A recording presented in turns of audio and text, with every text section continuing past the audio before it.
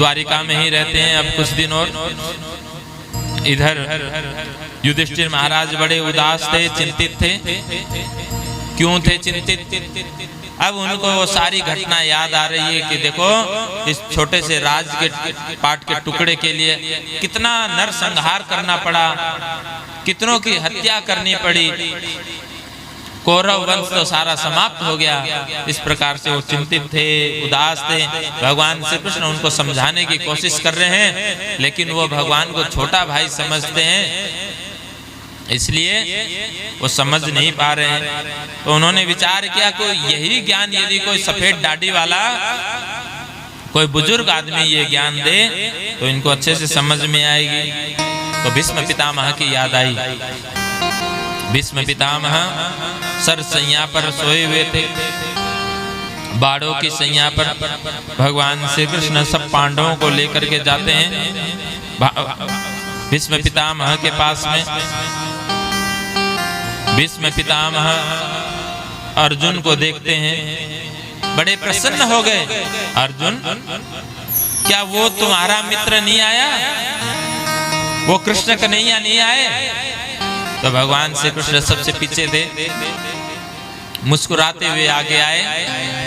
बोले दादाजी आपने पुकारा हमें? और एकदम मुंह लटका करके खड़े थे भगवान श्री कृष्ण। भीष्म पितामह ने कहा ये लटका हुआ मुंह देखने के लिए नहीं याद किया आपको, आप तो मुस्कुराते रहिए, आप मुस्कुराते भी अच्छे लगते हैं।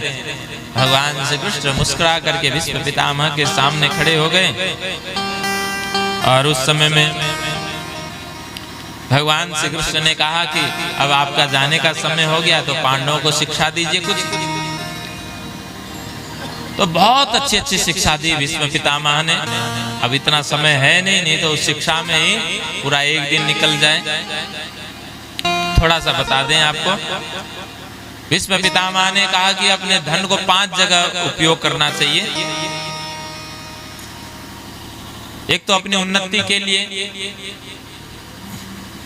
एक परिवार के सहयोग के लिए भी, आपका धन कैसे बढ़े उस चीज के लिए भी उपयोग करें, आपका यश कीर्ति कैसे फैले उस चीज के लिए भी धन का उपयोग करना चाहिए। और उस धन उपयोग का थोड़ा सा हिस्सा हमको दान भी करना चाहिए, क्योंकि दान धर्मान राज धर्मान मोक्ष धर्मान विभागस स्त्री धर्मान भगवत धर्मान समासभ्य संयोगतः। बोला दान दिए धन ना घटे। दान जो दिया हुआ है वही हमारा आगे काम में आता है।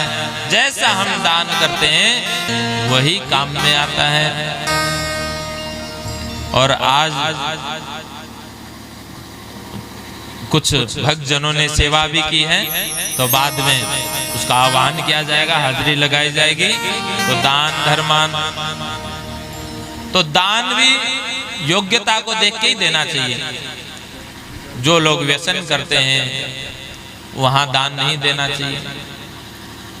जो आपके धन का दुरुपयोग करें वहां दान नहीं देना चाहिए, क्योंकि उससे आप भी नरक के भागी बनते हैं। तो इसलिए जहां धार्मिक कार्य हो रहा है और उद्देश्य देखा जाए तो ऐसी जगह पर दान करना चाहिए। और दूसरा का राज धर्मान, राजा का क्या धर्म है वो बताया। और कोई भी कार्य करते हुए मोक्ष धर्मान, मोक्ष के लिए भी हमें कार्य करना चाहिए। स्त्री धर्मान, स्त्रियों की क्या महिमा है, किस प्रकार से स्त्रियों को रखा जाना चाहिए, इस विषय में जब बात कर रहे थे तो द्रौपदी को हंसी आ गई। भीष्म पितामह ने कहा कि देवी तुम क्यों हंस रही हो? बोला आप स्त्रियों की बात कर रहे हो, जब मेरा चीर हरण हो रहा था आप समर्थ थे, आप रक्षा कर सकते थे, आपने क्यों नहीं किया?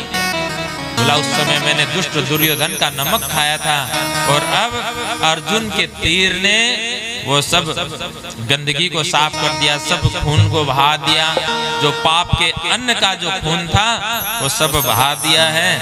और अब मैं पवित्र हूँ, अब मैं वास्तव में भीष्म हूँ। इसलिए स्त्री धर्मान भगवत धर्मान, भगवान के लिए हमको कार्य करना चाहिए। इस प्रकार से बहुत गहराई में, जिसे भीष्म गीता कहते हैं, बहुत अच्छी अच्छी शिक्षा दी है। लेकिन समय का अभाव होते हुए थोड़ा थोड़ा सार में ही आपको बताया। तो अब इस प्रकार से माघ का महीना आया, शुक्ल पक्ष आया, एकादशी का दिन आ गया। माघ शुक्ल पक्ष एकादशी, विश्व पितामह को लगा कि अब इससे बढ़िया समय नहीं हो सकता। सूर्य उत्तरायण हो चुके हैं, अभी भी देखिए उत्तरायण का समय चल रहा है और प्रभु भी बिल्कुल सामने खड़े हैं। और ये भी उत्तरायण ही है, उत्तरा के गर्भ से आए हैं, इसलिए भी ये भी उत्तरायण है। माघ का पावन शुक्ल एकादशी के दिन, और एकादश श्लोकों में बहुत सुंदर भगवान की स्तुति की है भीष्म पितामह ने। और भगवान सुन करके बड़े प्रसन्न हो गए। भीष्म पितामह ने कहा कि हे प्रभु, मुझे एक बात समझ में नहीं आती है। क्या? बोले मुझे 100 जन्म तक का याद है, मैंने कभी ऐसा पाप नहीं किया मुझे इस बाणों की सैया में सोना पड़े, ऐसा पाप मैंने नहीं किया, फिर ये मुझे कर्म का फल क्यों मिला? तो भगवान श्री कृष्ण ने कहा कि आपको 100 जन्म का याद है, लेकिन मुझे तो सब पता है। आप 101वां जन्म याद करो, जब आप राजा थे और आपकी यात्रा जा रही थी और मार्ग में एक घायल सर्प था। आपने एक सैनिक को कहा कि तीर के नोक पे उठा करके इसको झाड़ में फेंक दो, साइड में फेंक दो। उन्हें फेंका तो वो कांटे के झाड़ में जा करके गिरा। तो जितने पल के लिए वो तड़पा, उतने दिन आपको ये बाणों की सैया में आपको सोना पड़ा। तो इसलिए अवश्यमेव भुक्तव्यम कृतम शुभाशुभम कर्म, जैसा हमने कर्म किया है वैसा हमको भोगना ही पड़ेगा। इसलिए कुंती माता ने भी कह दिया था ना कि दुख के समय में तो केवल वो श्याम सुंदर ही काम में आते हैं।